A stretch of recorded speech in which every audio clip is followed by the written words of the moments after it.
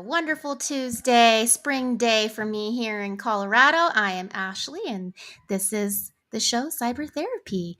If you are new here, would love it if you subscribe to this channel. If you're on YouTube or if you're watching us on LinkedIn, feel free to follow Jupiter One or follow us on Twitter. All three of those will notify you when we're up next, as well as some other shows that we're running, like 100x Engineering. Which, if you're interested in hearing a developer's perspective, feel free to tune on those Tuesdays as well. With me, I've got Tyler Shields. Hello, Hey, hello. Ash. Hello. That opening, I think it's the best opening I've ever heard you do.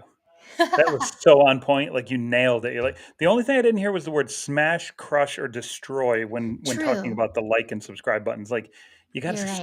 smash that like button. But other I than was saving that, that I for thought the that was end. the best opening to our show to date in 13, Thank 14, you. 13 episodes. Yeah, 12. Will be episode 13. This will be So, episode 13. Yeah, no, that's 13 is our lucky number for openings. Well done. woo. And hello to Yeah. you. And I hope you had a happy Easter. Did you do anything fun for Easter? Let's see. What did we do? Hung out with some friends, slept a lot, didn't do a whole lot because my sister-in-law and her husband and her kids are actually here this week. So if you hear kids running around in the background screaming, that's them. They just got here. They're really excited. And they may have been given a heads up about an Easter egg hunt. So yeah. What Oh. about you? Did you do anything over the weekend? I actually my parents we celebrated my parents' 50th anniversary over the weekend. Wow. Yeah, so Golden we went. anniversary, right? I guess I don't know. That's a great I think question. I 50 is presume golden. so. I Okay. didn't get them any gold. No, not at all. We did. My brother and I did. Our families rented a monster, like 3-story beach house at Nag's Head. Nag's Head, yeah, Nag's Head, and went over there for the weekend and had the kids and did a scavenger hunt. And I think my parents are still there through Wednesday. So, Mom, Dad, if you're watching the show, hello. They never watch the show, but we can pretend to wave anyways. But no, we did that over the weekend. That was kind of cool. The weather was not really warm, so we bundled up in sweatshirts and stuff for the beach. But yeah, it was. Talk to me about Whoa. what are we doing? Something new lining up, right? Yeah. Yes. I'd like to introduce a new segment where we've got Tyler giving his hot Okay, takes okay. This is on some enough news of the items. old. We got to stop here. We've got to stop the 1998 Tyler photo, folks. That Okay. I'll bring photo. in your glamour shot instead then next I'm time. literally 23 in that photo, and I look absolutely ridiculous. So we have to stop the 23-year-old Cyber Tyler photo or whatever we're going to call that. We got to get rid of that. Time to upgrade. Okay. Duly noted. We'll keep that in mind for the next one. Next You know what you iteration of should do, this. Ash? And we're going to be Huh. way off track, and time is going to fly. But what you should do is contact my wife, who you know, and ask her for a bunch of funny photos. That would probably work out well. Perfect. Yeah, Will perfect. do. Kelly, if you're Exactly. watching, I'll be hitting you up after the show. There you go. All right. So, news takes. Hot takes on news. First up, Oh, so GitHub. introduce Oh, the new. You didn't tell what we're doing for the new segment. that's what I'm getting to.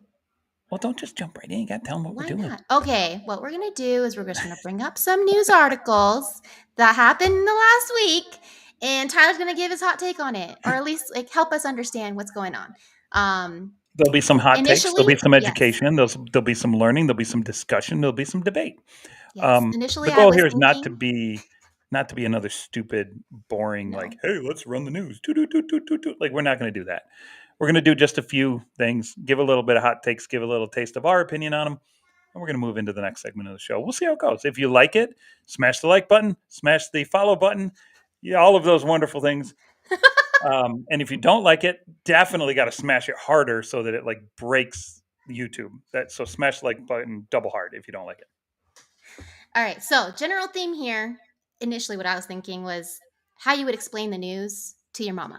So, for me, I was thinking, how would I explain it to my mom? Like, it would be different for my dad because my dad actually works in cybersecurity. So, he's in the know of a lot of the lingo and whatnot, but my mom Today not I so much. So, learned. Today I yeah. learned. I did Yeah. not know your dad is in cyber. We're gonna have to press on that on a future episode. Okay. Sounds good. All right. So first news article that we are talking about. So GitHub security let us know that there were some stolen OAuth user tokens that were floating out and about, and was just wondering if you'd give us a little You're opening with the background on it. hardest one. You're opening with the I hardest one did. to. I know Well, you that did. one is like the most interesting one to It me. is, but it's the hardest one to explain in layman terms because you got OAuth tokens, and then you got these apps that are using OAuth tokens to access GitHub. In particular, the Heroku and the Travis CI, I think they're dashboard apps that connect to your GitHub via an OAuth token, I believe. And our guest today will probably be able to shed some light on this if I totally mutilate the description, and he might be able to make it even easier for us to consume. But um, the OAuth tokens are maintained by Heroku and Travis. They connect to GitHub and do things for you with GitHub, right? Provide some stats and data or whatever. Those OAuth tokens were compromised. Basically, the way I understand it, allowing anybody who was creating a situation where anybody who had that Heroku or Travis extension enabled, plugin, whatever you want to call it, app enabled, allowed the attacker to actually get in and download private repository information. Now, the layman term version of that, I'm not sure how to make it any simpler than that, other than if you had this plugin installed, all of your private programming code that you created could be stolen, right? That's kind of the literal if you try to boil it down to 2 seconds. But this one's really interesting to me because this is a combination of like a token based attack that had a massive broader deployment or massive broader potential for compromise. So I've always said as an attacker, I if I was an attacker, I generally wouldn't do targeted attacks, right? They you go for one person, go for one thing. I love attacks that provide amplification or volume amplification, where I can target one thing, hack one thing, and get access to everybody who's using it, right? That's always a much more exciting attack vector for me as an attacker. Not that I would do it, but this is one of those situations where I stole the OAuth codes that allowed me to anybody that has that plugin in it or that app installed, I can steal all the private code from their private Repo. repositories. Well, thank you for that tidbit. All right, on to the next one because we don't want to bite too much into our interview time with our guest. Yep. HelpNet Security and Synopsys, they did an article and they talked about how 81% of code bases contain known open source vulnerabilities.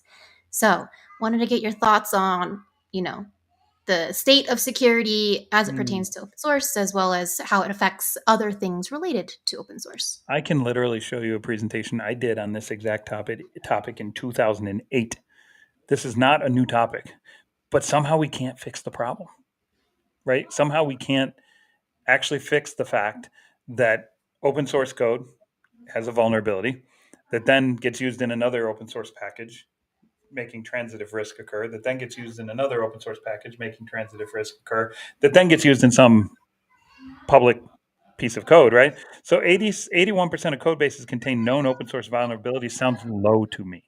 Like, Really? yes, we literally have this problem everywhere. And the reason is that transitive risk that I just explained makes it almost impossible to find all those vulnerabilities that are coming through that chain because code one uses something from code two, which uses something from code three. And next thing you know, you don't even know you have log4j in your system because you used a library that used a library that used a library that made a call to log4j and embedded log4j.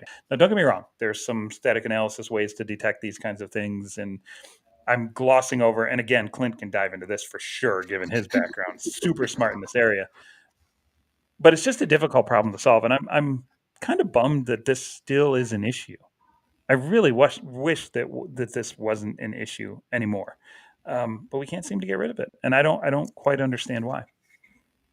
Well, I mean, to quote what Jason Chan's episode, if you're a defender, it's like a constant onslaught. There is no like reprieve really. It's really hard to have the wins because you're constantly trying to fix all the things that are broken. Yeah, So I mean, there's a good I quote in don't know this if that's just article. The good quote in the article: the findings underscore the fact that open source is used everywhere in every mhm. industry and is the foundation of every application we build today. And that's not wrong because we don't, as developers, we don't code anymore. We are Yeah. assemblers. We assemble, we connect, right? We don't write a whole lot of code from scratch. Most of what we do is glue in libraries and things that other people have written previously. Why reinvent the wheel? Create the glue code and off we go. So, Yep. yeah, I think That's this article. last month we just published a report studying the cyber asset environments of what 1,240 organizations. And so my colleague Jasmine Henry, who did a lot of the research and analysis, she found that only 8.7% of code is actually built in house, which means that the other 91.3% is all basically assembled from open source or, outsourced. So I thought that was a pretty interesting, scary stat. Not that I want to contribute to the FUD that's out there, but the fact is we're all kind of reliant on each other when we're putting code together today. So Absolutely, absolutely. It's going to take the village to solve the problem. indeed. Okay. We have one or two more you want to do? Why don't you do what? Let's do the smart rings one. I like that one. And I have a Okay. lot of questions for you on this. For me? Okay, okay. Yeah. So the article that we're talking about is from Cyber News. It's talking about the next big thing in wearable tech. And so, wearable tech like Fitbits and watches and stuff like that. In this particular one, they honed in on the ring. Um, Aura. The Aura ring is like one of the ones that they cite. And I think there's another like token ring that they talk about that provides 5-factor authentication. Uh, For what it's worth, which I looked at their website and I couldn't figure out what the five factors were. I dove into it. I'm not sure what they are, but apparently there's exactly five. So, okay. All I gotta say on that one is I barely wear my own wedding ring right now. so I was going to ask So you, would you wear this ring? Would you wear any of these rings? There's like four or five of them listed in this article. Would you wear them? no, Why not? I would. One, I'm not a big ring wearer. If I do, I wear like the silicone ones from like Kalo, Sure. or like the stackable ones. Um, but rings are just not my thing. All right. So the Aura Ring tracks the wearer's sleep patterns, heart rate, body temperature, movement, and brain function through your finger. Not Hmm. sure how that works, but apparently your brain connects to the finger bone or something. I mean, Um, you've got nerves that go so right. these insights are sent directly to its smartphone app and can even detect the early onset of fever to help identify possible flu or COVID-19 infection early. Would you wear a ring that tells you all of that stuff? Would you say, okay, I'll wear this ring because I get that knowledge? No, mostly No, because I I don't mean, care. I'll so pass. It doesn't matter. I did wear a Fitbit for a while to just get me to start tracking like my sleep schedule, right? Mhm, And making sure I mhm, actually get a decent amount of sleep and quality sleep. Because mhm. if that was just a time period where I was like stressed out all the time. So it was like my first foray into building in boundaries for myself. Um, but like once I got into a good rhythm of like sleeping well, like I didn't even use it to really track my steps because, remote times I'm lucky if I walk around and get 1,000 steps in a day in my house. So it's not really the whole physical health tracking is not really my thing. However, there's merits to being able to triage things earlier in your health. So Oh, I for will sure. give it there. But For sure. But then I yeah, want I to don't ask know. you, let's assume for the moment. Well, here I'll tell you my story of this kind of like health wearable tracking, and then I'll give you my spicy hot take if you wanna bring up the hot take symbol. I'll give you my spicy hot take on my spicy hot take on where. Oh, geez, there it is again. My spicy hot take on wearables. You can remove it now. Thank you. Um, I'm not a fan either, and I thought you were going to be a fan, which was going to be a nice like point counterpoint situation. But apparently, we both hate wearables. The last time I used a wearable length of time, I'm going to get fit, so I put on one of those wearables, and it was like, "Hey, do you want to be at 10,000, 12,000, or 15,000 steps a day? Which one do you want? Low, medium, or high?" I'm like, "I'm going to be conservative. Let's just do 10,000 steps. We'll be conservative."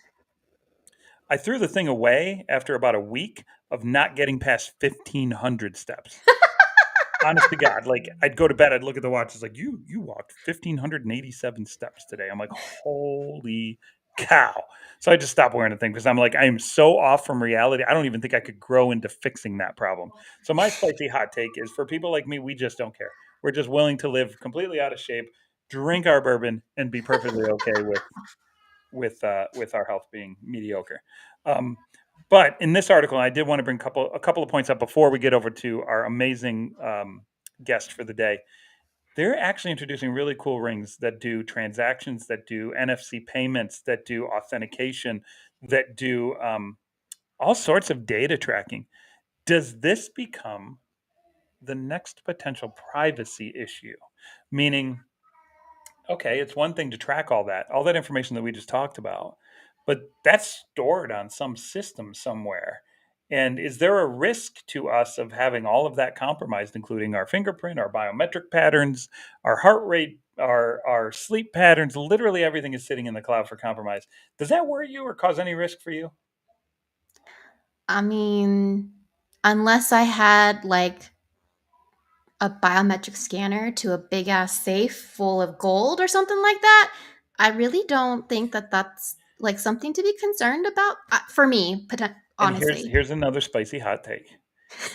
The world doesn't care. And I would love, can we bring our guest in? I do want to ask him a question on this. Let's bring our guest, Clint Gibler, the amazing um, content guru, the man, the myth, the legend, the sole proprietor, I believe, and certainly owner of TLDR Sec newsletter. For those that don't know about TLDR Sec, we'll get into that in a minute.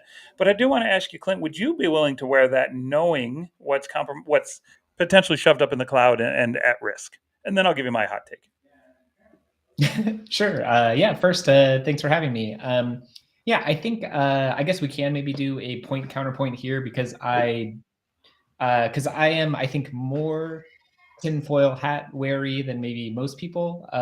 Definitely general populace, but I would say maybe average for like security professional. Um, mm, yeah, I will say I did recently. So I've smartphone wise, I've like always have an Android, but my most recent is actually an iPhone because I finally was like, well, I feel like the No. I didn't want to be as involved in an ecosystem where the business model is knowing everything Mm. about you, whereas Apple Uh, makes money from the hardware and services and things, and it's not like strictly just mining your private information. So for the smart ring in particular, probably has a lot less info than like other devices, like a smartphone or maybe even a smartwatch. So like I guess like how I would make that decision is think through like what information does it have, and then what could like someone optimally do with that information in a negative way. Um, so like for phone or something like that, like if you have geolocation and like safe searches and stuff like that, there's been a bunch of articles about things that could happen, like, oh, hey, we saw you visit an abortion clinic, or we're staying overnight at this house that's not your partner, or like you can infer things about people's life choices and who they're associating with based on their location and things like that. In terms of a like obviously like the payment and stuff, I thought I didn't know some rings were doing that, so that's pretty interesting. But in terms of just like your heart rate and maybe how many steps and things you do, like, yeah, it's like, oh man, we can tell, Tyler never works out or never walks or something. But it's like that's a given. maybe that's a like like your insurance company or something could hold that against you and raise your That's rates true. maybe. Um, So is the net Clint that you would not wear it? I would consider wearing the ring if I deemed the health insights greater than. I would say the risk to me is low, Yep. but if it's better at, like, for example, measuring like sleep habits and like how good quality sleep, I feel like that's pretty useful. So I would consider wearing it. Yeah. So majority of people would trade their privacy for a French fry. Like the vast majority of human is like, hey, anything that makes my life even 10 seconds easier, I'll give away the farm. Like they don't even think twice. So I think I represent closer to that, which is funny given how long I've been in cybersecurity, over 20 something years. You'd think I'd be more tinfoil hat than that, but it's interesting. If I found value from it, I would wear it in a heartbeat. I wouldn't even think twice. Like, but yeah, again, I think I'm the non norm in our circles.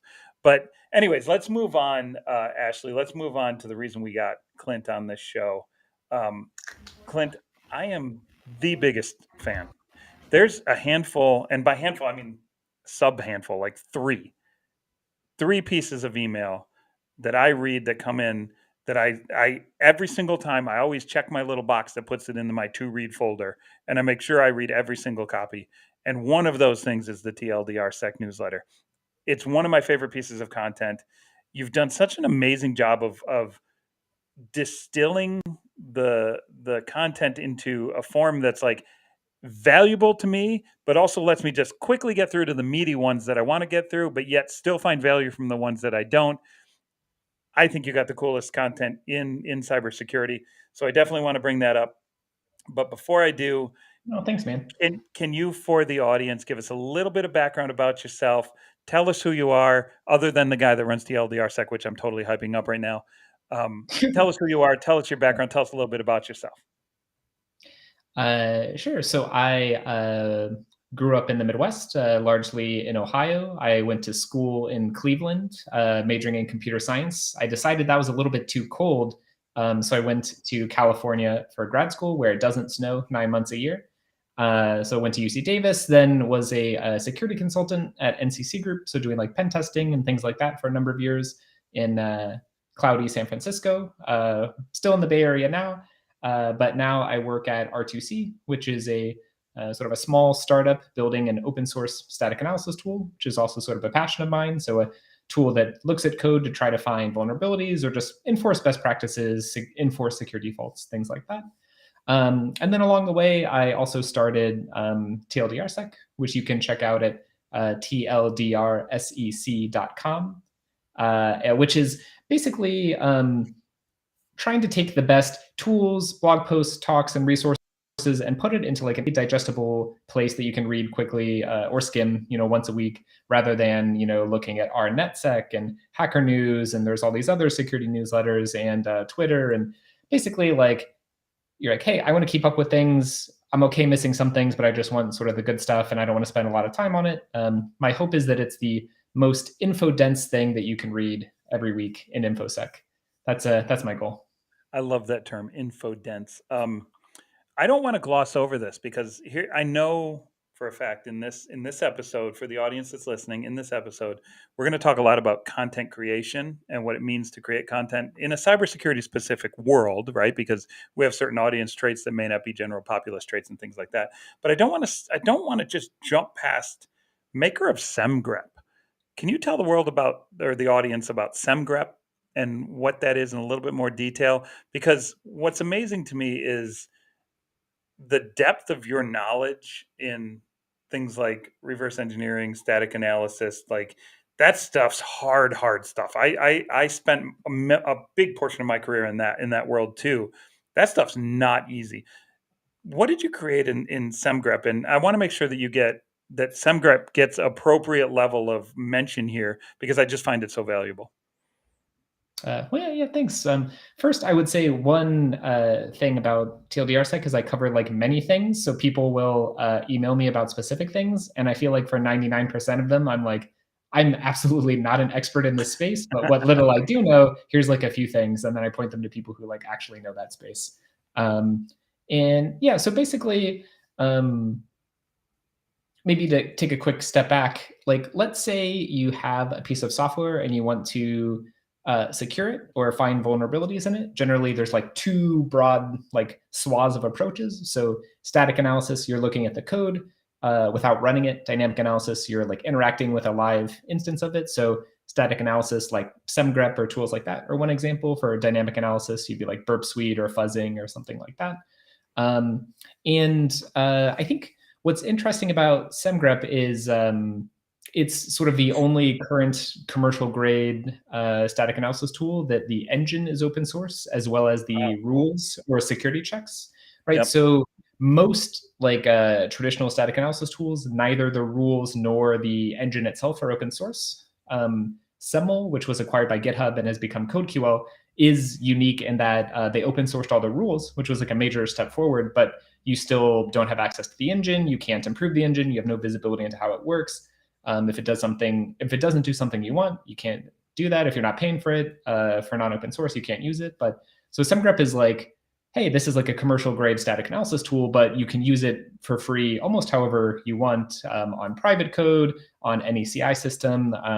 And yeah, we have, I think, a similar business model to a lot of sort of modern security startups, where it's like, hey, we're going to give you a lot of value for free in open source tools because people like open source. And then if you are a business trying to solve business problems, for example, like running Semgrep at scale across 1,000 repos, then we have like a web app that helps you orchestrate things. And there's like a community tier, which is free, as well as like a paid version as well. But basically, like, how can we build an amazing tool for, say, individual security practitioners, like consultants, pen testers, bug bounty researchers? They can use it for free however they want, like forever, and never pay us anything. But if you're like, oh, this is cool, also I want to secure my company's code, and we have like a bunch of repos, and we need to integrate into Slack and email and dashboards, blah, blah, blah. Like, you could build that yourself. And there are a number of like big companies that have like built their program around Semgrep, and they built their own stuff, and they don't even use ours. And like, that's okay. Slack actually gave a talk at DEF CON where they were like, hey, here's how we base our entire program around Semgrep. By the way, we don't pay them anything. Which we're like, that's cool. Lucky you. But one interesting thing is, because it's open source, a lot of Slack's code is hacklang, which is like a statically typed PHP that came out of Facebook. But anyway, so Semgrep didn't support hacklang, the programming language. So Slack was so bought into Semgrep that they hired 2 interns to add hacklang support to Semgrep. So we weren't paying those interns. This was a company who was not us hiring interns to basically make the tool we're building better. So it's not easy, but you do get some cool, like, I guess, the inverse of tragedy of the commons, like the benefit of the commons, where and we see that like another third party was like, hey, I want to add Rust support. Somebody else was like, oh, I want to be able to do like smart contracts. So I don't, Clint, I don't know if you know this, but the fact that you're getting contributions at that level in Semgrep is like, you're at the 1%. You're rarefied air of open source. Like most open source, 99 point something percent of open source is 2 dudes in a garage thinking I got the greatest idea since sliced bread, right? The reality of getting that out there, providing value, and having people go, holy smokes, this is great, I'm going to give back to it, is just super impressive, man, to be able to get that kind of return. Yeah, it is, to be honest, a bit surprising to me, because so there's like different levels of contribution, right? There's like, hey, I found a bug, or this is broken for me, or like, hey, I wish you would do this, or like, hey, here's a security check I wrote for you, which are all valuable and good. But like, really, I think one of the biggest contributions is adding support for a language or something like that, which is non-trivial. Like, you have to write some like custom OCaml code. Not many people know OCaml, but we've had people like learn enough OCaml to like add support for stuff. So yeah, I would say it's still, still early stages, still lots to do, but people seem to be really finding a lot of value in it. And to me, that's gratifying. I joined about 2 years ago, and the company was just starting with Semgrep at the time.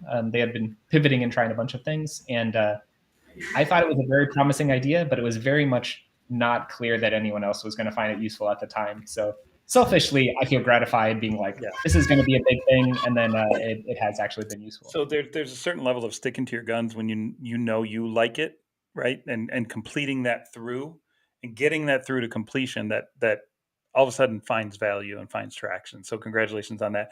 And I mean, we can transition that. That is an excellent transition to what you've achieved at TLDRSec. So I'll let Ashleigh kind of take the first couple of questions around the newsletter, building content, and things like that. Yeah. Well, first, how did you transition from like doing that, your day-to-day job, and then starting a newsletter? Like, can you help me like learn about the genesis of this newsletter and how that got started? Yeah, so I do both. Because you have tons of free time. Yes, you are doing both. Yes. Yeah, it's it's easy. But it's different parts of your brain. No? Yeah. Yeah, I mean, it's not,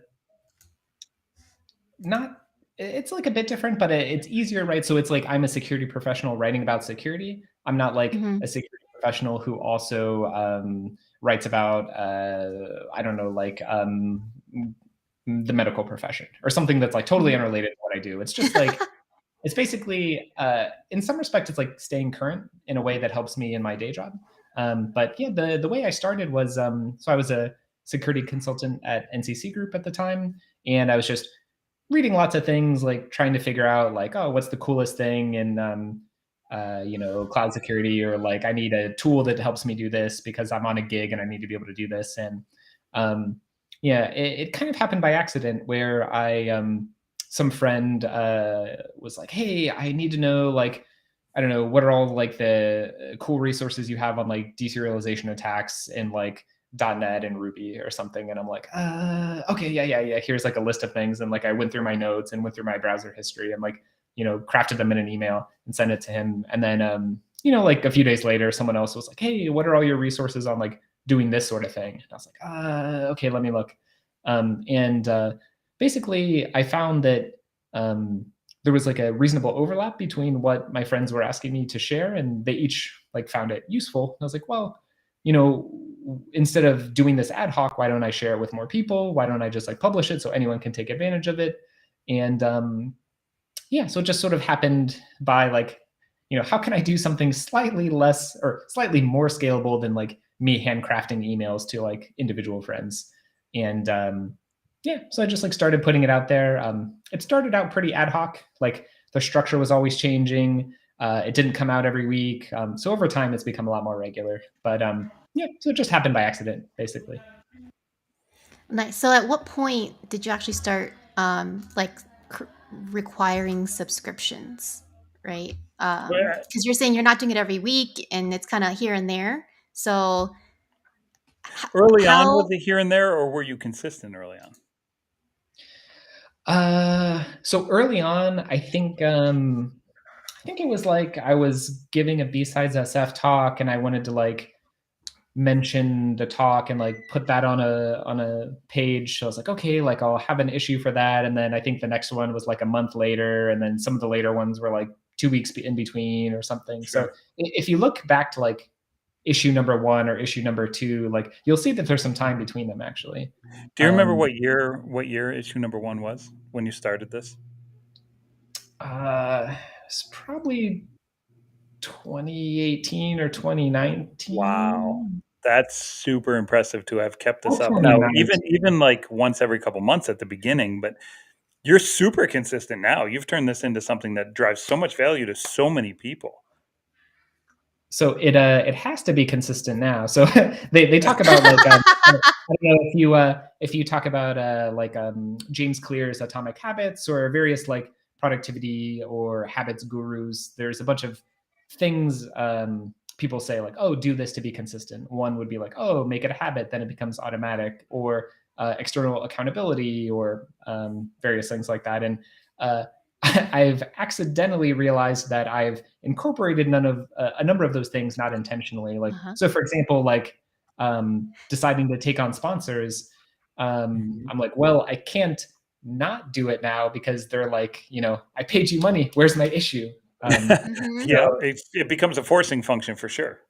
Mm-hmm. And I think to a lesser extent, well, yeah. So at first it was like, oh, I'm just sort of pressuring myself to do it. So it's sort of like, I guess, intrinsic. And then I was like, oh, after there's a certain number of people, even if there's a few hundred, there's a lot of those people I don't even know. So I don't want to let them down. And the people I know, they're going to be like, oh, like, why didn't you send it out this week? So once you get a few subscribers, you're like, oh, I need to keep doing it. And then sort of the next level of accountability of sponsors. And then I don't know what the next level is, but yeah. So it's not really a choice. It's like, oh, I just have to do this now. You're toast now, man. You're locked. You are a slave to the subscribers. It is kind of like that, to be honest. But they're like very nice about it, though. So it's you know what? I look forward to the date that Ashleigh and I are a slave to our subscribers. All 4 of them right now are driving our content, our regular cadence. Yeah, our regular cadence. Although we've come out right out of the gate, regular cadence every other Tuesday, yes. Lock and load. And I do think Ashleigh is a super producer around that. She makes that happen, right, in a consistent manner. I, on the other hand, I'm a hot mess. There's no way I could deliver that. But How did you ever, like, early on, like, at what point did you set up a page so that people could subscribe to it, right? Um, and then once that was there, did you consciously go, "Oh, I need to drive subscriptions," or has it always just been like this word of mouth, natural? I'm providing value. People like Tyler, who totally recognize the value, will tell their friends, and it's just kind of done a self fulfilling prophecy. Or did you go, "Hey, I'm going to drive subscribers. I'm going to do these two or three things to drive subs"? Yeah. So I guess I had a subscribe page from early on because I needed to figure out like how am I going to email people. So I was like, well, how do people do this? And I was like, Mailchimp. Okay, that seems to be like a common thing. So that's what I still use now. And so Mailchimp, when you create a list or whatever, there is like a page they give you, and you can also Mhm. have a sort of like a sign up box that you can put on your Sure. blog, which like adds in. So I do that. I will say they talk about like, hey, don't get everything perfect, just start. And I can anecdotally say that I uh, Mhm. absolutely failed to do that at first, but now that's sort of what I'm trying to do going forward. So this is a true story. I actually, so when I was deciding to do TLDR set consistently, I was like, okay, well, I need a blog and like a domain and like, okay, like what is my blog going to look like? So I spent probably several weeks looking at different themes. And I have like this doc that like just has a list of themes that's like, okay, what are the pros and cons of different themes? And choosing a theme delayed me doing the newsletter at least several weeks, maybe a month or two. So, which by the way, I had like 0 subscribers, 0 content. It It was just, shouldn't have mattered at all. Not at all. it should not have mattered, but it did delay me. I want to say over a month, maybe more. Wow. Um, but now there's a bunch of Well, it's improvements that I because you know that. cared. Yeah, yeah, It, that's true. you cared about And how you presented it to the world, which I like. Which honestly I can empathize with It's so because I funny. tend to So spend too much time. yeah, I was just going to say, like, with our journey with cyber therapy, which is a new show, we're on episode, like I said, we're on episode 12, 13, whatever it is now. It, 13. yeah, Ashley and I, we had discussions for many weeks, if not months. Like, how are we going to do it? Are we Yeah, it going to was do this it? time Should we do it? last year. Yeah, should we do it? Are we going to do it? How are we going to do it? What should it look That's a like? good idea. Yeah, what should we cover? We'll figure it out next week. Kick it down the can, like, kick it down the road. And eventually I just said, Ashley, here's our live date. I don't care if it looks like garbage. I don't care if we're going live on this date and you're going to be on it and I'm going to be on it. So let's right. And there's a certain level of commitment in content creation. They say that, what is it, Ash? 10 episodes? Like, Oh what yeah, percent? the 90% of podcasts don't get past 10 episodes. I Right. might yeah, have And quoted that wrong. Yeah. yeah, but So we're whatever, past whatever 10 the percentage is, episodes. it's a lot. Most of them don't get past 10 episodes. And I think, there's a certain level of, I'm going to create the content because I enjoy creating the content. Like, that's a passion and I'm having fun with it. Right. And so for us, it certainly has been a lot of that for me personally, because I love my every other Tuesday time slot with Ashley. I look forward to it every single 2 weeks. Right. It's like, yes, we got another. And it helps that we have kick ass guests. Right. It really Mhm. does. Um, but did you ever have the moment of like, I don't care if anybody's going to read this. I really don't care. I'm just creating this because I think it's cool. And there's like four people on the other side. I know there's at least four. I'm going to create it for those four. And if those four turn into 10, turn into 40, then great. That's wonderful. Did you ever have that moment? Yeah, I do think that podcasts and newsletters are too much work to do them for a reason other than like you enjoy it. I think if you don't just like, and there's obviously like it's a grind a lot of times and it's hard, but in terms of like if you just fundamentally don't enjoy it in itself, I think it's just like impossible to be sustainable, even if it's like paying you a lot of money, which it Yeah. won't for a long time. But yeah, I would say like reading just about cool tools and articles and talks like is just something I intrinsically enjoy. And that's really like a core reason why I was able to keep doing it for so long. Um, yeah, I think it's sort of like, well, I would kind of do this anyway. I just happen to be sharing it more broadly. I definitely read more than I probably would if there wasn't like a forcing function, but I Mhm. would still be doing at least some percentage of what I do anyway. So I just messaged Ashley in the background to take the next question, but I'm going to jump in front of her. Um, as a good host will do. Do you feel any competition? So I'm going to take a step back. There are 3 or 4 things I read every day. A Mhm. couple of them are financial related because I'm an investor and I care about that content. Yeah, I'm And curious what the other ones are. Yeah.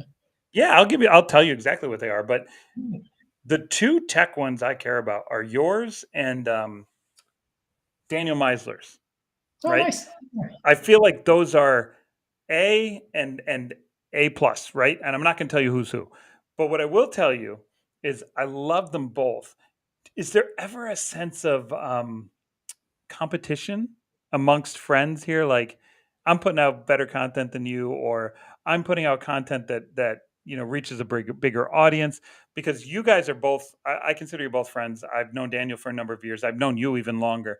Um, is there any kind of competitive rivalry between my 2 favorite cybersecurity content creators? Oh, yeah, this is a great question, but I'm gonna probe you on, what's the A and what's the A plus? I'm not going to tell you. Not going to share it. Not going to share it. I'd feel bad for one of you, and I'm not going to tell. I'm not going to tell you which one of you it is. So Okay, yeah. So Daniel is a really good friend. We yeah, I mean, to be honest, our newsletters kind of brought us together. Where like yeah, I had been reading his for a number of years, and then I think he and I crossed paths at a few conferences, and we would be like, oh hey, like, so, and we'd like talk for a little bit, give him but the like friendly nod. Hey, yeah, we would just like pass. Yeah, so we like chatted a little bit, but then like not really. And then we ended up like randomly getting coffee a couple of years ago, and then we were like, oh, this is so fun, and we like really nerded out about sort of the newsletter process in terms I of wish like, I oh, was like sitting there for that. tell I me about really your wish I reading was sitting there. workflow, like what's your writing workflow, what are your sources, how do you like, and it was just very much like super nitty gritty, like, oh yeah, and then we have like auto tagging by this, and like we've literally talked like hours about minutia that would be very boring to like anyone who doesn't run a newsletter. But yeah, so I think definitely my perception, I think, has changed over time in terms of like viewing things as competition. Like, well, I guess when I started something, when you don't have like anyone reading it, you need like basically like, why should this exist, right? Like, and there are some things that I think of Daniel's very excellent unsupervised learning newsletter. If that didn't exist, TLDRSec would probably be different, Really? because, well, I think there's some things about his that I think are really good, that I feel like he's just already doing such a good job that I'm like, well, like not in terms of like I don't want to encroach on his territory, but just like I don't You're going to leave necessarily. that white space to him. You're going to leave that space to him.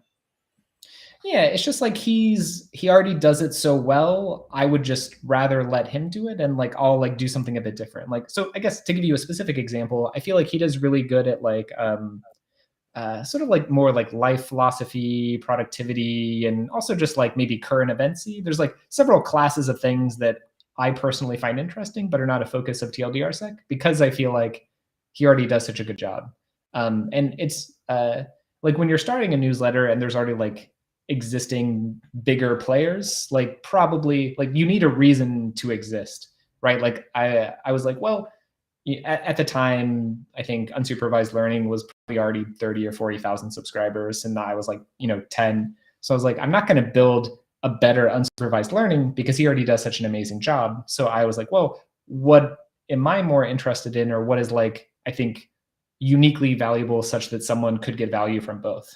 But yeah, so I would say I felt definitely more stressed about like other existing things when I first started, but now I feel like it's, at least to me, TLDRSec is established enough that like it clearly has like differentiated value from other things, and yeah, we share links all the time, like not just through the newsletter, but like I just email Daniel links all the time that I'm like, oh, I think you'd probably like this, and then he includes them in the newsletter, and like vice versa, and so it's very like collaborative and helping each other, and I don't think it's competitive at all. Yeah, no, I would never put you into a competitive situation. I like yours better. Yes. Daniel, love you, buddy. Love you, buddy. But Clint's got the A plus. I'm totally just kidding. But Ash, did you want to take the next question in the list? Yeah. When you first started, like you talked about how when you were choosing your theme for your website and everything like that, like you put a lot of thought into it. And I wanted to know, what was it like when you first started shipping it to a lot of people, especially people outside of your network, your immediate network? Like, what was that like? Did you have any like sender paralysis? Talk to me about that.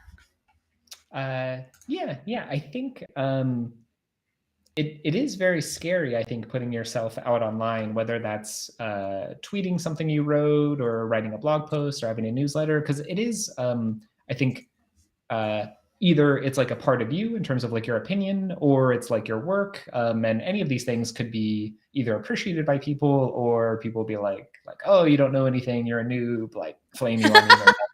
And Yeah. so I would say, so how it started, like the first 10 to 30 people were just like friends of mine who I emailed and was like, hey, I'm starting this thing. Do you want me to like, do you mind if I add you? And I literally like, if they said yes, like went to MailChimp, put in their email and was like manually add. Got to start somewhere. So I did that for probably 30 to 70 people, maybe, or maybe 50. But anyway, so like, but as it started growing, the first people were mostly like friends or friends of friends. And I'm like, okay, well, I know most of these people. But then I started getting a number of people who I'm like, oh, I don't even know who these people are. Or occasionally it'll be someone where I recognize their email, but I didn't tell them, but they're like someone I look up to. And I was like, ooh, like really nervous, like both excited, but also nervous. I think, Better up my game. yeah. So there were a couple of people who I was like, oh man, I need to like, get my stuff together now. So real quickly, Clint, was it like when you saw that tyler.shields@gmail.com that you really wanted up your game? That was one of them. That was definitely number one. Uh, but yeah, just like people in the industry whose names I recognized and looked up to. And I also, I think people who like prominently endorsed me on like LinkedIn or Twitter. Then I was like, well, like it needs to not be bad now, because then they'll look bad because they were like putting their reputation on the line. So I External would, accountability. yeah, so I would say I did feel very nervous at the beginning, such that yeah, I'd be like, about to press send in Mailchimp, and I'd be like trembling and like bullets of sweat. Um, I would say over time that's gone less. It's sort of like, I don't know if you've ever done any performing arts, but sort of like if you're on stage in front of like 10 or 15 people, it's like pretty nerve wracking. But if you're in like a massive auditorium and the lights are such that you can't see most anyone, it can be less intimidating to do a big venue in which you can't see like any of the 1,000 people versus like 10 people. Because sort of like, I guess the incremental difference in like, I don't know, it's less personal and it's more like performatory, I guess. Yep. Mm-hmm. What were you most afraid of in the early days of your newsletter? Because you said you Yeah. had paralysis, right? Like, what were you most afraid of? And Yeah. do you look back now and go, oh my gosh, that was completely irrational? Yeah, I think mm, I think I was afraid of like mischaracterizing people's work, like describing it in a way that was either inaccurate or uh, that showed that I had some like lack of understanding or perhaps a misunderstanding of some technical area. But I So think, that's super interesting to me. That's super interesting to me because what you feared wasn't necessarily about necessarily looking like a fool yourself or making a bad call yourself or something like that, but more about putting somebody else into a situation where their stuff was mischaracterized, right? That to me is a really interesting kind of view into, I guess, into kind of what makes you click with regards to like why you care about what you're doing, right? You want to get that content out there and you want it represented appropriately.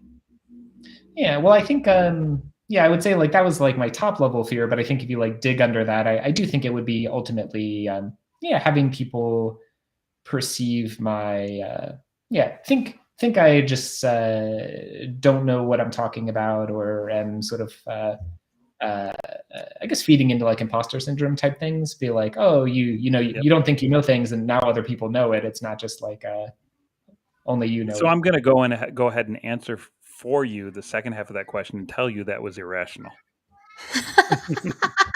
because you're a really freaking smart dude, and the content you put out is amazing. So I'm gonna jump to the next question. One of the reasons I like reading your newsletter is your wit. Like, you're funny as hell. Your Thank jokes are you. fantastic. You're on point. Tell me a little bit about how you developed your voice. How you thought, hey, people are going to find this funny, and I'm going to go ahead and make some comedic humor around that. Tell me a little bit how you developed your voice. Um, and I know where this is going to go because we had a prep call. Talk to me about where you really learned that piece of it. Yeah. So, sort of going back to what we were chatting about a bit before, like to keep doing something, it needs to be fun for you, and that just keeps it fresh and fun for me. Is like putting in like a meme or a joke or a one-off comment, and I don't always know how it's going to go. Sometimes there are some things that I've ended up cutting last minute, and some things that I ended up leaving in that I'm like, oh, I don't know how this is going to go, but I'm just going to see. Do you ever Like have anybody else review before you send it, or it's just you? sometimes I have like friends or things Ah. like that read it, but mostly it's just me. But Wow. that's honestly because a lot of times it doesn't get done till like right before. Yes. I understand. Yeah. Cybertherapy.tv. Yeah, I think so if you're curious, like sort of throughout the week, I'm like, finding articles, writing little summaries, and then the intro blurb at the beginning, which I try to have at least one sort of off funny thing at the beginning. Which I is my usually write favorite that. part. So yeah, thank you. I usually write that last, and I usually write that Wednesday evenings, probably starting at 6 or 8 p.m. And then I sort of like that time pressure forces me to do it. But yeah, so I in terms of like finding your voice, yeah, when I was first starting, a lot of like writing advice or blogging or newsletter advice talks about like finding your voice, and so I read maybe like 5 or 10 articles on it, and I was like, I'm not sure I understand this. Like, I don't know if this makes sense to me. And I was like, I don't really know what my voice is, so I kind of just like ignored all of the advice and just was like, I'm just gonna like write how I want to. And Mhm. then over time, a couple of people were like, "Oh yeah, I really like." Maybe I think you and some other friends were like, "Oh, I really like the Yep. voice of it," and I was like, "I don't know what you're talking about. I read those articles and they didn't make sense to me, and then I just like kept writing anyway." And I think kind of like how you can write an article or a white paper, not necessarily like, oh, these are all the points I want to make and here's the structure, but it's more like you write a bunch of things and then it sort of organically like the structure appears. I think your voice is kind of like that, at least how it's been for me, where I'm like, I'll just do what I feel like. And then over time, it becomes like more natural, or I guess just more obvious to me um, what I should do, or like what feels right to me. Um, Mhm. but yeah, I just write like what I want to, which I guess is my voice. That's your voice. Yeah, no, That's that that's sounds your good. voice. It's Yeah. literally your voice. There's a marketer by the name of Anne Handley who writes a fortnightly newsletter sent on Sundays that I love reading. It's all about marketing stuff, so like I really enjoy reading it. But one of the she interviewed on this podcast that I was listening to, and she said, she started with one voice in mind, but as she kept it up, she actually refined it to what it is today, which is pretty crisp, witty, and to the point of like the things that she wants to share, and then a whole list of extra resources for other marketers, right?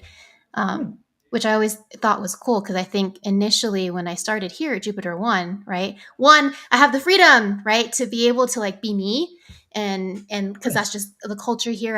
I love the culture at Jupiter One, but I had major paralysis of putting my voice into our newsletter that I also did not start out very consistently doing. But I think over time, we have gotten into a good rhythm, I would say, that has helped us refine what are we putting in there? How are we talking about like the stuff that we want to talk about? So um, there is something to be said about just going at it habitually.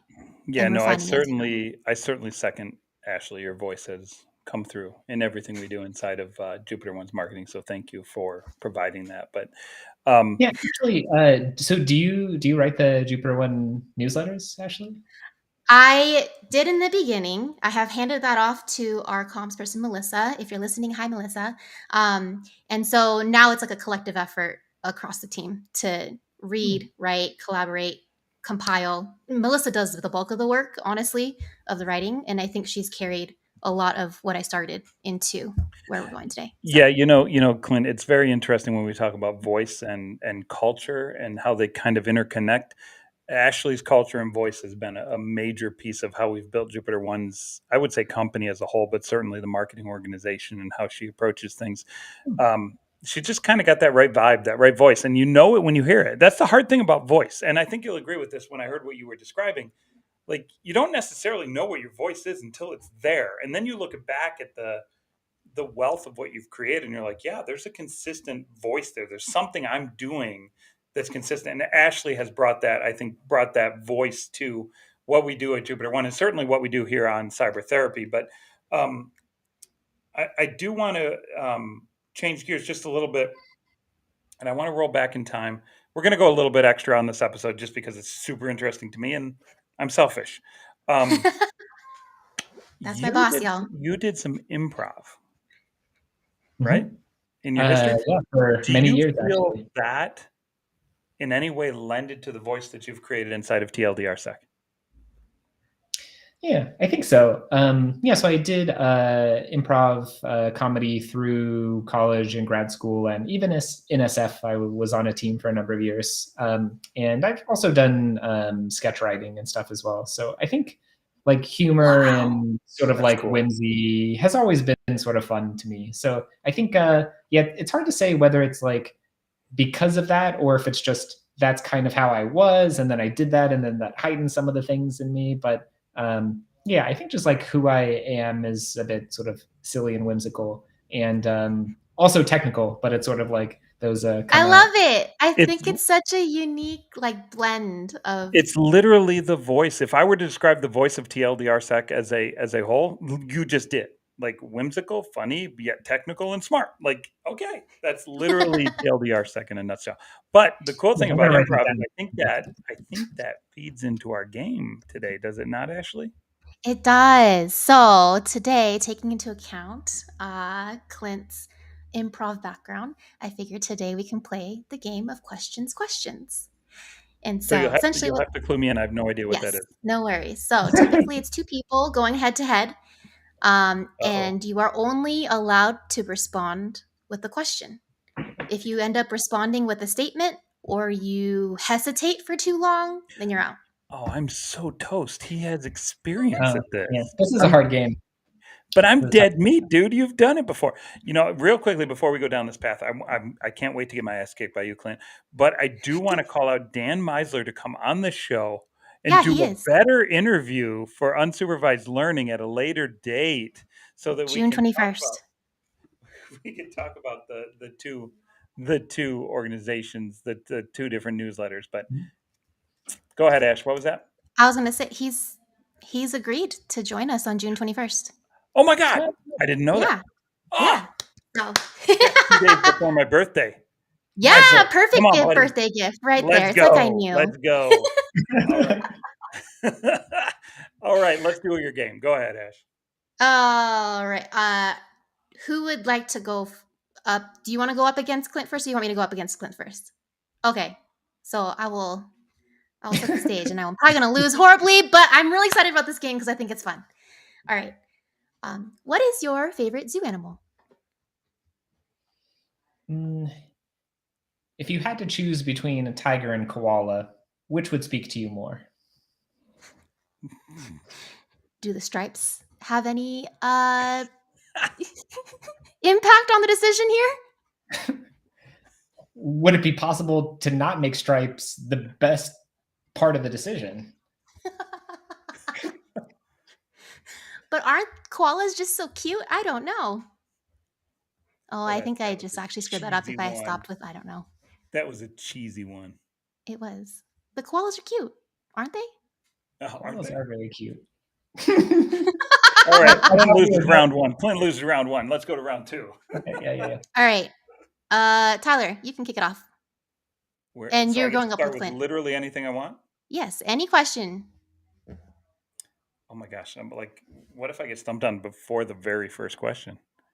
That's the question. What if I get stumped on the very first question, Clint? If you got stumped before we started, is there anything more embarrassing?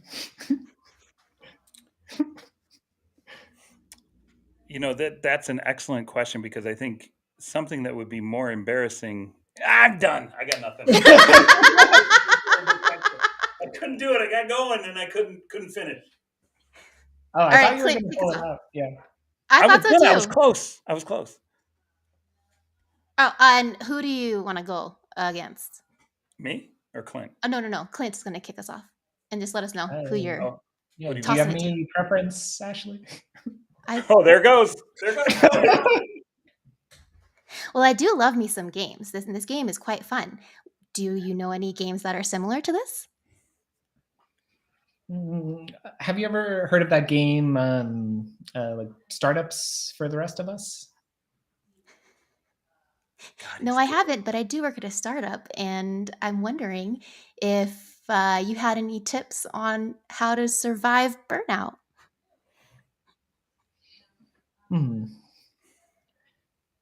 Have you heard that the leading cause of burnout is lack of separation between work and personal life? I have, and do you have any tips on how to set that boundary up? My God, that was weak.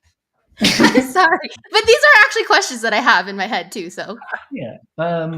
Is it harder for you to stop working or to find something joyful outside of work?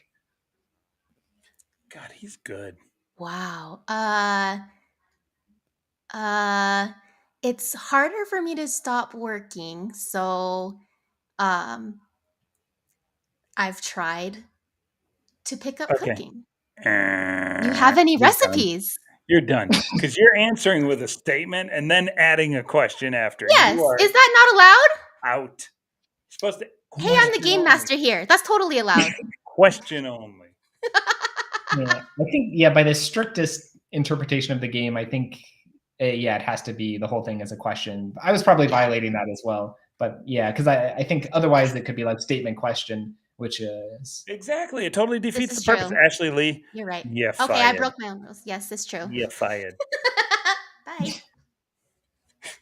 All right. All right. Do we want to go one more round or are we done? Up to you. You're the boss. I Tyler. just do what I'm Tyler, told. do you want to get your butt kicked by Clint again? No, quite frankly, I don't. He's really good. Apparently, like he's really good. You know what I would love to do, Clint, someday is actually do like a full improv session with you. I would just think that'd be so much fun. I could learn so much, but I don't think we'll do it on this show. I don't think we have time for it. Are Well, there do you any?